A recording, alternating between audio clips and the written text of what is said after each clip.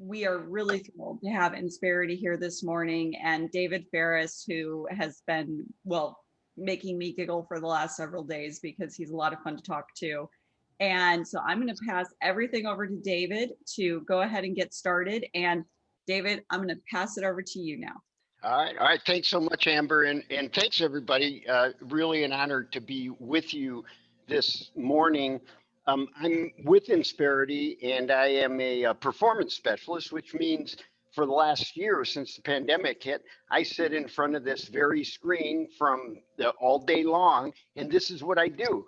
So I've become very comfortable at it, and I hope that we can have an engaging and interesting discussion this morning. You know, the thing about employee engagement is, and I'll share my screen. Give me just a moment to do that.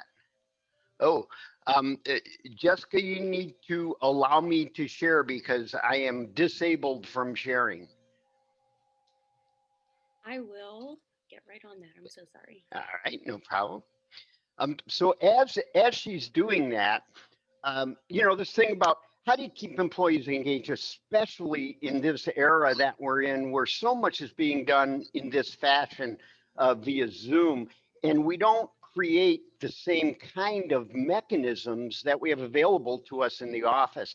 And so the question of how do we keep people engaged? How do we keep our teams engaged? How do we maintain contact? How do we onboard people? How do we create strong relationships so that our businesses can prosper becomes an issue. And so hopefully today in our discussion, um, we're going to hear from many of you who have ideas about that and maybe even questions about that. And you can walk away with not only some ideas about, okay, how can we do things that will create a more engaged environment and therefore more successful business, but also hopefully you walk away with some contacts that you didn't have before that will be helpful to you in not only creating those kind of relationships and the kind of results that you want, but also will enrich your lives in one way or another. Okay, so it looks like I'm good to go. I see a note here that says good to go. So let's see, I am good to go. And let me bring up.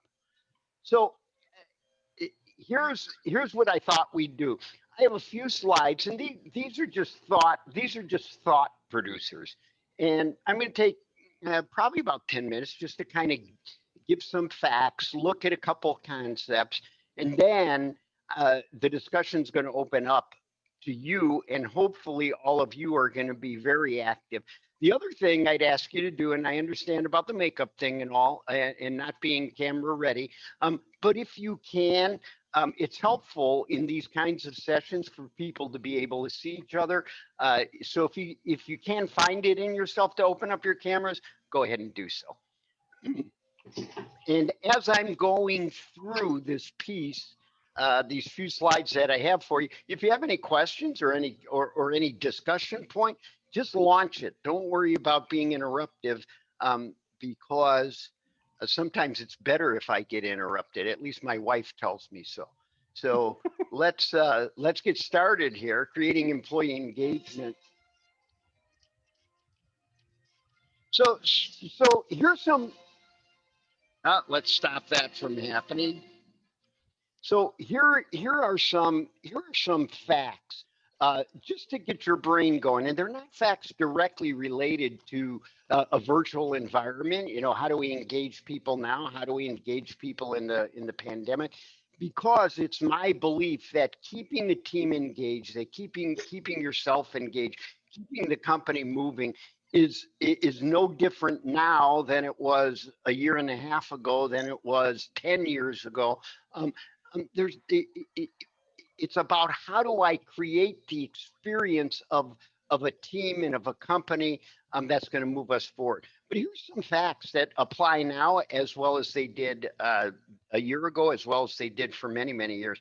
So 70% of U.S. workers are not engaged. So when they do these engagement surveys, 70% are not engaged. 75% of people who voluntarily leave their jobs don't quit their jobs, they quit their bosses. And so these facts are giving us some thoughts about, okay, what do we do to keep people performing well, to keep people engaged, to keep the energy going in our business? 43% of highly engaged employees receive feedback at least once a week, compared to only 18% with low engagement. So what some of these things are saying is, if you want people to be highly engaged, if you want your team to engage, if you want an energized company, then you need to put in place a feedback system that fosters that forward. 89% of employers think that their people leave for more money. When people leave, 12% actually do. Um, and just a couple more, 90% of leaders think an engagement strategy has an impact on business success, but only 25% actually have a strategy. So we know what to do, but we don't always do it. And then lastly, I had this slide, but I can't share it. But companies that invest in the employee experience and how do we keep people engaged outperform those that don't. And so here's just some quick facts about that. Employee growth in companies that have an employee experience approach, 1.5 times companies that don't. Employee pay, 1.5 times companies that don't. Average revenue, 2.3 times companies that don't. Average profit, 4.2 times companies that don't. Revenue per employee, 2.8 times, and profit per employee, 4 times companies that don't.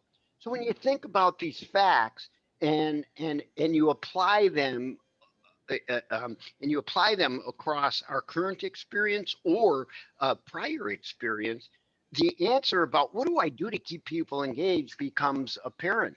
I need to create a strategy that ensures people are getting frequent feedback and they're being engaged. So I'm going to stop a minute. I'm going to go on to the next slide. But any questions or thoughts about that? Any concerns? Most of those facts come from Gallup, but they also come from other sources. But any thoughts or comments that any of you have, or even questions about what I just said?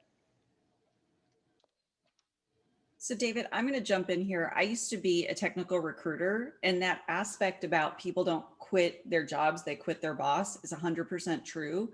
That was if we were talking to a potential candidate to leave one company and go to the other one, if they immediately jumped to the money portion, we knew that they were not serious about leaving their company.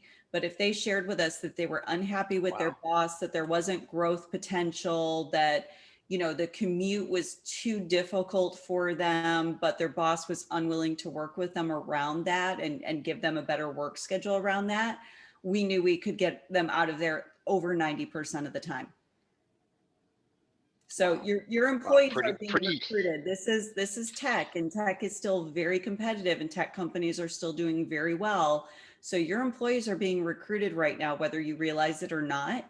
And so making sure that they're happy with you is an incredibly important thing. Okay, good.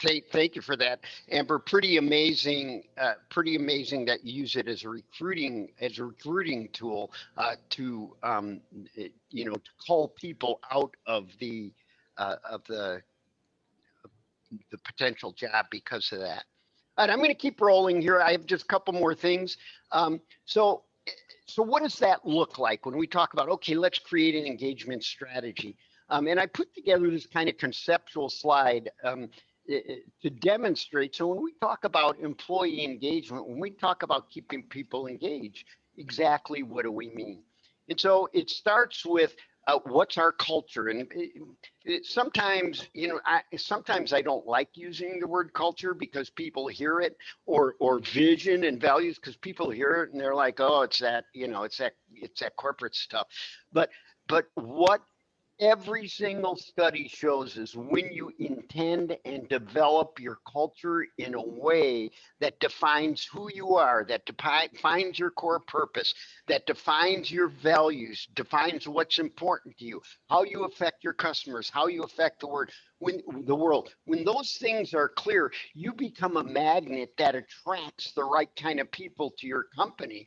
So from the very start, You've got a potential likelihood of a more engaged workforce. And so these things are vision, your core purpose or your mission, your values, and not things you hang on a wall, but things that you enliven throughout the culture. So you have to have all that working, right? And don't look at the gears. Some of them go the wrong way, but you have to have some of that working. And then the next thing is, okay, when we understand who we are, what our purpose is, what we do, how we serve our customers, then we get to these stages of the employee life cycle. And it starts with recruiting, as Amber was just talking about, and then what is our hiring approach? So when we take all this brand and purpose stuff, how do we bring it into the stages of the life cycle so that every stage it's present and it serves as a guiding principle for the people that are working at us? If we used it as a magnet to attract a certain caliber and a certain mindset of people that are working for us, then how do we make that work throughout the life cycle? And so we onboard them and we make sure that the principles are consistent, that we're engaging them. Frequent feedback is continual. That if you had to do one thing that makes a difference in how your culture grows and how engaged your team is, it's to provide frequent feedback. And that's really a simple thing. It's, hey, how you doing? What's going well? What's not going so well? What am I doing well? What might I be able to do better? How's it going? How's it going for you personally? Everything working out? Because you need to know a little bit about them. You don't want to cross the boundary line uh, between personal and work life, but you do want to know, is there stuff going on that's affecting their capability to perform? And then what do you have to do about it? So these things run throughout all these pieces of the life cycle.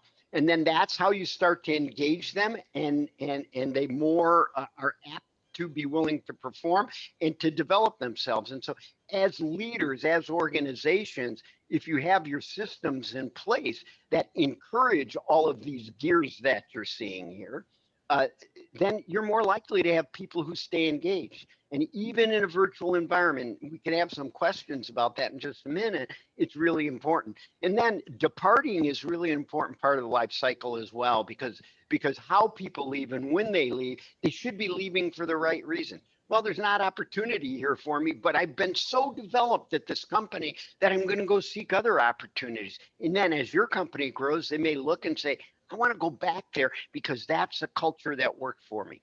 And then so that all has to be working together.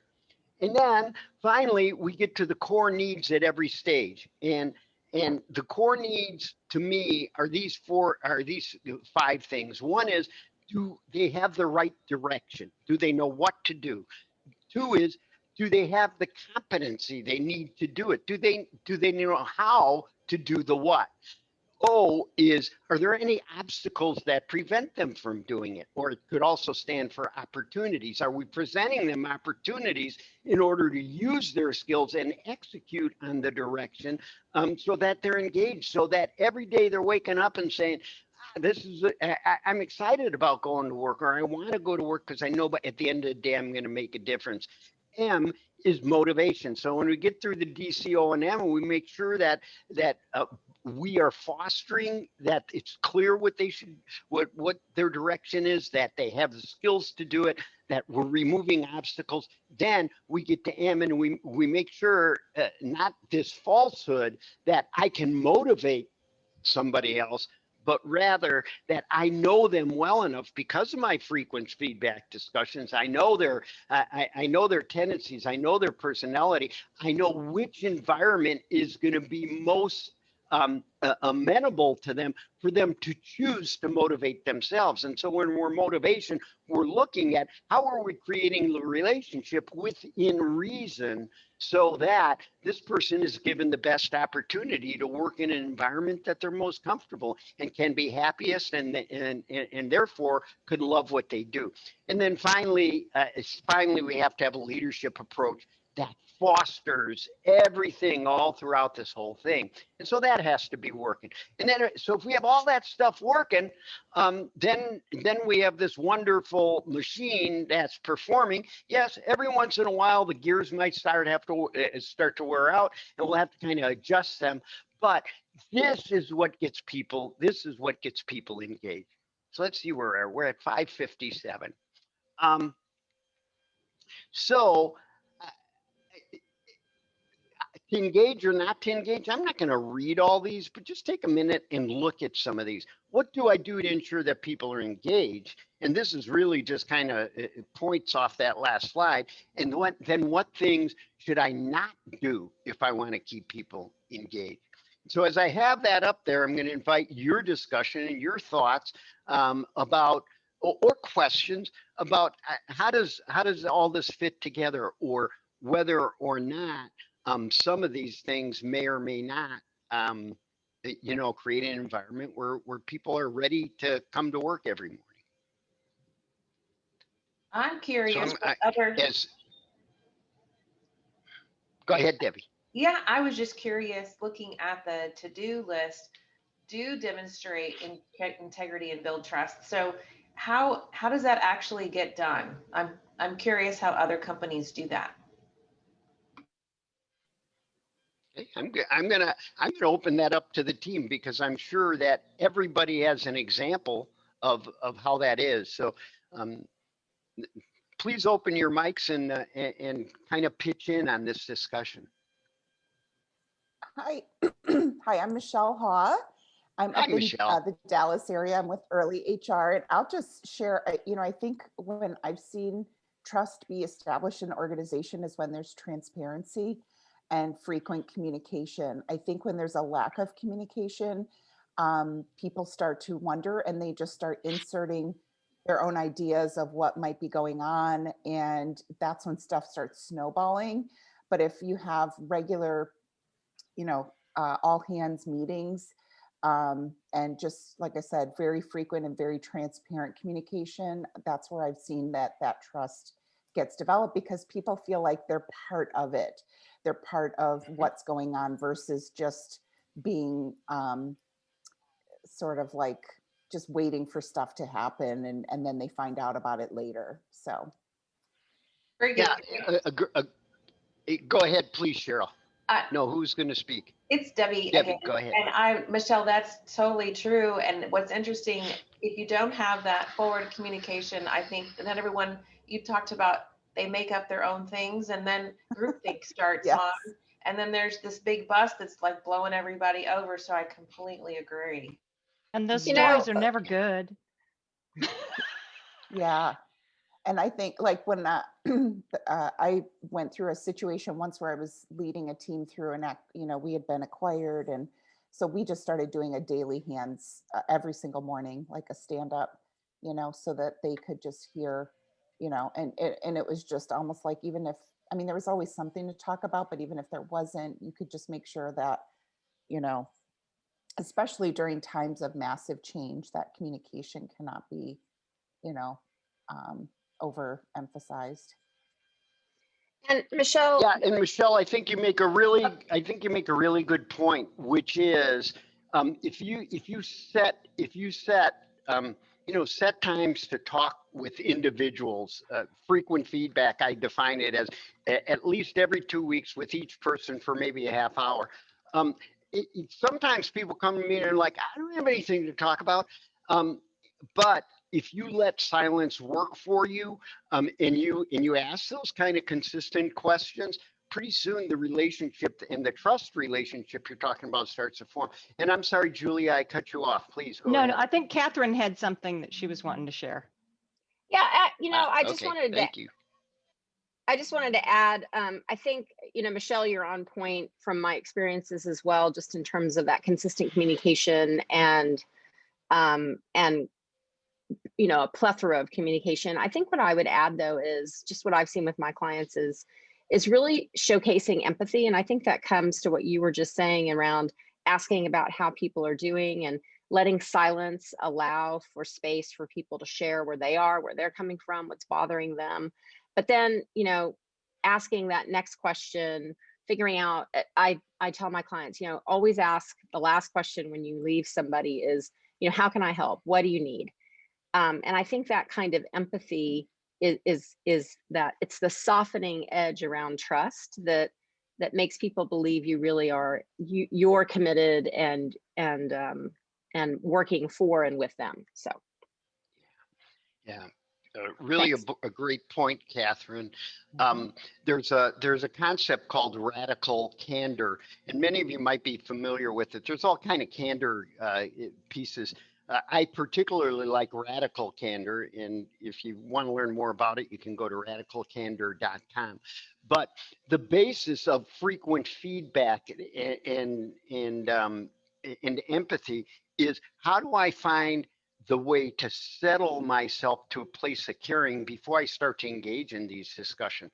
How do I find a way to move myself out of dissonant feeling down to a place of caring as much as I can during the day? So whatever I'm saying is being supported by the feeling message of, I'm saying what I'm saying because I care about you. And when people know you care, then it's far easier for them to hear the truth about how they're performing, what's going on. If you're willing to listen, it's a way of caring. So really a great point. Anybody else out there, please add your thoughts. So David, I actually have a question, and this is kind of an open question for everybody with companies who are dealing with this, but I've been reading a lot about women having to either drop out of the workforce because of the pandemic and taking care of families and trying to help their kids with school, or they're dealing with heightened anxiety and stress as it relates to it. I think we've all seen that image at this point of the woman hiding in her closet and her toddler is right behind her while she's trying to have a meeting. How are companies addressing and dealing with this right now? Because this is a massive issue that companies are dealing with, and a potential loss of workforce for all companies across the board. So it's not just a David answer this question, it's anybody that's dealing with this or has concerns about it.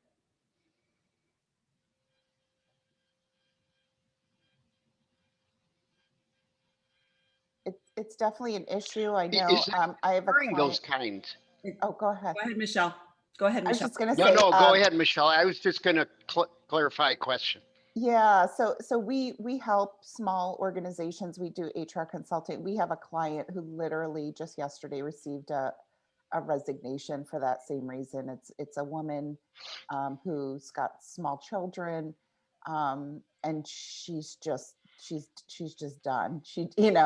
And I think there was definitely an openness to talk about a different kind of a schedule and things like that. But unfortunately, it had already reached the tipping point. Maybe if those conversations had happened earlier, or more check-ins to know that she was heading to where she was right, she was at the ledge and was like, I'm totally done. There's no conversation. I'm resigning. So it's a shame. She had been with the company for several years and had been a decent performer. So I guess maybe, I think getting I would just say maybe had something been done sooner, to really understand just how stressed she was, that maybe there could have been some conversations around what, sort of maybe temporary accommodations could have been made or what have you. And Michelle, this is Catherine again. And what I would add to that is, so I'm an executive coach. I work with the people who are the employers. I work with the people that are part of the employment base. And I think both sides of that really bear some responsibility. I think that if you are, and I coach the women that I'm working with, if you're struggling, then you need to share and you need to ask and you need to formulate a plan that will keep you engaged, motivated, and inspired. And if you don't do that, you have to take some responsibility. And then I coach the leaders. You need to be checking in, and it's a comical conversation when I sometimes lay out what life is like for a woman at home. and I almost, it's almost a parody that I can do to get to get someone who doesn't have the experience of that environment, men or women, to really feel the heat and the freneticness of being in that environment and trying to actually, show up at work and do your very best. So I think both sides need to take responsibility for becoming educated and aware. I'll chime in just a moment here. I think in some ways this pandemic Please, Cheryl. has helped with the understanding of what's happening at home, because most people are here. I interviewed for a job way back in 2008 in my pantry. While my son was banging on the door, and that was not something that was, as routine as it is today. To sort of fast forward a little bit, right now we're all sort of trying to figure out, do we afford more flexibility? How do we afford more flexibility? Even when there's flexibility, there's still stress for people that need to be at home because their children are home from school. But what happens when we are able to go back into the workplace, but companies opt to let there be a wide range of flexibility for people that will continue to work remotely? And everybody says that's definitely the way we should do it. If you can come into the office, great. If you can't, that's fine. But I fear that what will end up happening is that it's the people that are there, that are in person, that are present, that are going to be the ones that are given the cool projects and are going to be the ones that get recognized. And if you're at home, even if your employer is 100% on board with affording that long-term flexibility, will it really be a level playing field when it comes to opportunity, promotion, career advancement, et cetera? So I know I sort of changed and pivoted the subject a little bit, but I just, that's a concern. I think it's a great question, Cheryl. And so please respond out. What do you think? Yeah, and that's Are people working at home going to have less opportunity than those who are in the office once and if offices become a reality again? so offices are going to become a reality again, even though there's a big push for everybody's going to work from home forever. That's not the case. We have so many members who are already putting together their strategy of how and when and what return to office looks like. I think there are some companies who are done with the office, but a lot of companies are not. So Cheryl, that's a really, really valid point, because we already know that there's a huge impact on people who have children that cannot jump on an airplane and go travel at a moment's notice. We know that, and that keeps them from advancements or working on some of the cooler projects. So I think that's a really valid thought on what happens if you're still working from home, but everybody else is back in the office. So I'm kind of curious what everybody else thinks about that and where that could go. And if you're being quiet, I will call on your name. Well, David, I'll jump in and kind of echo some of the things that you've said. I think a lot of it is going to fall on the leaders. And yes, it is a two-way street. People are going to have to start to open up and share more about what the challenges are for them getting work done. But I think they're going to have to see that from the leaders first. They're going to have to see an openness to that, because we know that a lot of the corporate culture in the past, maybe not individual companies that you're with, but we all know the corporate culture that's been out there, which is you walk through these doors, you leave whatever's going on with you behind. There's the locker, check your heart, there you go. And you get your work done. We don't care what's going on. And a lot of that fourth wall has been broken with a lot of what's going on now. You've had employers that have had to see what's going on in people's homes, so they can't, put their blinders on anymore. But I think the next step is helping those leaders embrace it's okay to take the whole person and say the whole person works for me, and be very intentional about how do I make sure that the whole person has opportunity here. And yes, maybe some of those projects will have to go to people who are in the office because they have to, because it has to be done here. But if it doesn't have to be done here, again, the leader has to be very intentional about saying, how am I mixing this up? How am I spreading the opportunity? How am I making a fair workplace for everyone? And I think that's really going to fall on a lot of us here who obviously are kind of champions of this, to cultivate that, to praise leaders who do that, to lift people up and help them get to there. Yeah, and I think, Julie, I'm gonna add one thing to that, because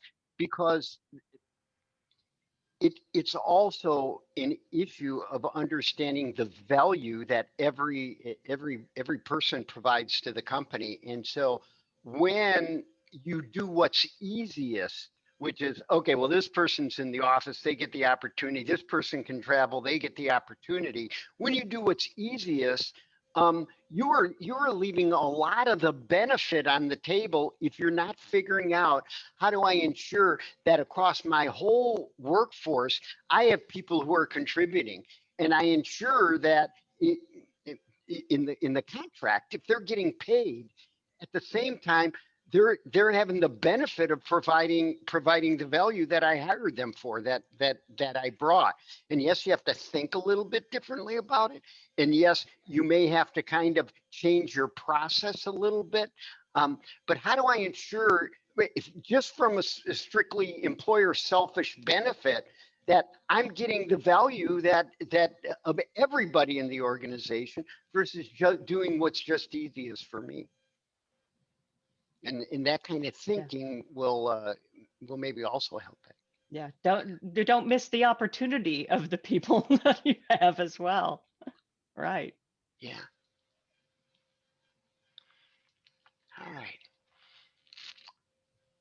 I'm gonna just let silence work for a minute, because I know everybody out there hopefully has some thoughts, and I'd like you to share them. What are you thinking about this topic? And then in a minute, I have another slide with some other questions. We can bring up other questions.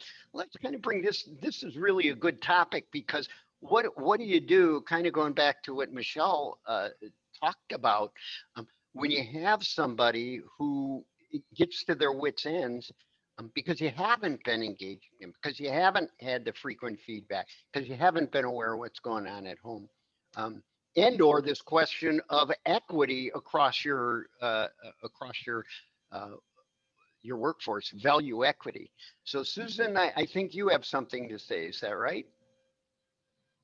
Was the cue my camera came on? I Yes. accepted your challenge, David. I accepted it. I really related to Cheryl's story because I'm much further down the road in age and career, and early on there was no acceptance of work-life balance, and so it drove me towards self-employment, which I thoroughly enjoyed. On the one hand, of course, it also excluded me from a lot of professional development opportunities. So I fast forward now, and I think, what is happening with all COVID related impact is that we're just, these issues are just rising to the surface, and they're being uncovered once again. They get uncovered periodically just because of the stress on women to deal with a family and work at the same time. But now it's amplified tenfold by COVID inconveniences, if you will. So I think it's just an evolution and a work in progress. What can an employer do to engage I'll use a woman, but there are many men in this situation too. I can think of two in particular that I know in Austin that are what we might have called Mr. Mom previously. They are juggling children and heavy work responsibilities. So how do we engage them in a big project What does that look like? Maybe we have to, and of course, you that are more hands-on in tech understand this way better than myself. But perhaps we, delegate projects in a different manner. Maybe there's more recognition for a certain piece of a project, whereas an individual would have gotten overall praise for the success or outcome of a project in the past. So just those were just a few thoughts. Yeah. Um, so let's hear from you guys. I think Susan asked a great question. We've been talking about what you do, which in the DCOM model is D, right? But now, how do you do it? The C. How do you create that environment for your companies, for your workforce that allows that kind of opportunity and considers their what's going on for them, particularly in a work at home environment. But by the way, even people in the office are affected by the work at home environment. You have some in the office, some in work at home. They're affected by the work at home environment, and how you manage that is going to depend, is going to direct the energy of your company in a specific direction. So thoughts about Susan's great question.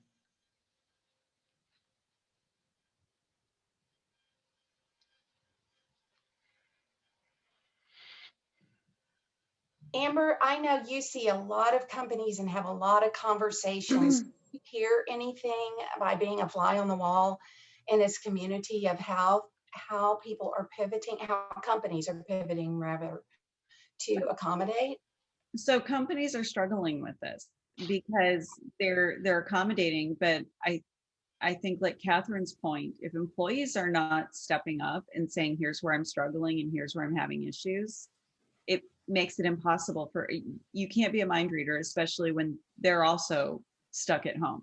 So, what you miss out on Zoom calls and everything else is body language and those cues that you pick up when you're in person.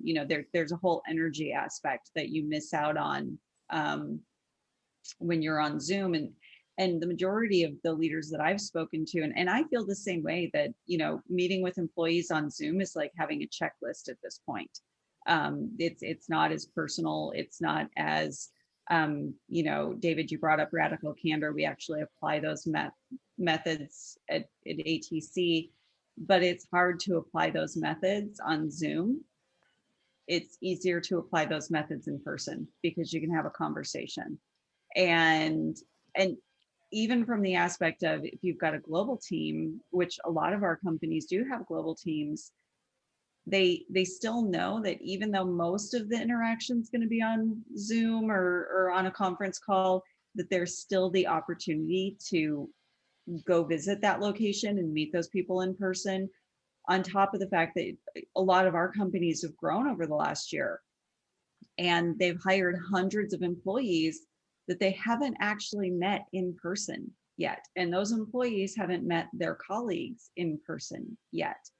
And so companies are struggling with this. They're trying to figure it out, and not struggling to the point that they're just throwing their hands up in the air and they're like, no, but they're trying different things. That's why conversations like this are important, because it gives people, and which is why I keep saying I'm going to call on people if you don't talk.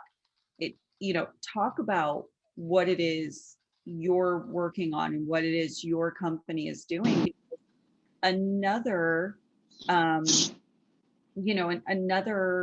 thing, if we all turn to each other and say, hey, I tried this, here's where I found success with it, here's what didn't work about it, and you're sharing that with your peers in other companies, they're going to start sharing with you. And I'm a firm believer, if I don't have to go out and recreate a wheel, I'm not going to waste my precious time and energy going out and recreating a wheel. If I can figure out what Michelle is doing or what Susan's doing, or I'm just going to call some names here a second. So I'm going to scroll through what Mike or Don are doing, or Paulette's doing. That's going to make my life a lot easier. And it's also going to make me a more effective leader for my team, to be able to say, hey, I got this idea from this person over here. The reason that we adopted radical candor is Sherry Manning from Big Commerce, and Robert's on our board, is a huge advocate for it. She spoke at a dinner about it, and I was like, okay, I'm a convert, and that's why we've adopted that within ATC. There are other principles that we've adopted, and there are things that I've shared with some of our members that they've had aha moments and gone, oh, I can do a socially distanced coffee with this employee that I've never met before, but seems to be struggling with fitting into culture and what to do. So just be open, be transparent, be vulnerable with people, let people know where you're having problems so that they can help you. Because if you don't ask for help, you can't get help. It's just not possible. Can I offer one thing, and then unfortunately I have to pop off, so I'm just going to break in here. This is a tactic, and it seems like the smallest thing in the world, but what I have found is that the conversation that gets started as a result of it is a good conversation, and that is that working from home, when you have multiple people doing it and some at the office, which is the world we'll go back to, the world we've been in. I've been a work from home executive for almost 2 decades. It takes a skill, and it takes a set of practices that are slightly different from if you're an office person. And oh, by the way, if you're an office person and part of your team or part of the people you collaborate with are also working either remotely or from home or in Germany or wherever, it takes a skill and a set of practices for you to keep them engaged in the work product as well. And so some of the companies I'm working with are beginning to teach this. It normalizes the conversation across everybody, and it gives a way for us to have bigger conversations about, the fact that I feel isolated and the fact that I don't see you every day, so then I forget you're there, and then just giving, in particular, the remote employee methods that sort of help to increase their visibility and engagement. And so I think if companies did a little more of that, it sounds so tactical, and the training actually is somewhat. I think it's the conversation that floats above it that really changes how people look at this. So that's just something to offer, and I'm going to have to pop off in about 30 seconds. Thank you. All right. Well, thank you, Catherine, and thanks for dropping that bomb and then getting off the discussion. Sorry. But I think it's a great bomb, and if I can for a minute, just kind of tie together some of the things I've heard in some of the last comments that people have made. And Susan, I'm going to go back to you, and you said the words, I was driven to start my own business or become a sole practitioner. And I think the point there, think about this. She was driven to do it, not because the environment she was, and if I heard you right, Susan, not because the environment she was in was motivating for her, but rather because it was demotivating, and she needed to move herself somewhere where it was more motivating. It was more fitting with what she was doing. And so I think the point that you pull out of that and apply across what we've just talked about is that you are always providing motivation for your team. The question is it intended? Are you creating an environment intended to positively motivate them? Or are you letting an environment exist that kind of just manages itself? Because every individual responds to what's going on outside of them. Whatever they're receiving, they're responding in some way. That's all they have control over, is how they respond to what's out there. And the question is, can you create it in a way that people are more likely to positively respond because you understand what they need? The second point I would make, and I pull from that, kind of goes back to what you were saying, Amber, and I don't want to let it get lost on the conversation, the importance of our belief about what the environment is, because how we believe the environment is, the more we believe that we're less likely to be able to connect via electronic means, as we've kind of been forced to do, then the more likely it's going to be that people are going to end up in a place where they feel isolated because the belief permeates then the organization. And then going back to what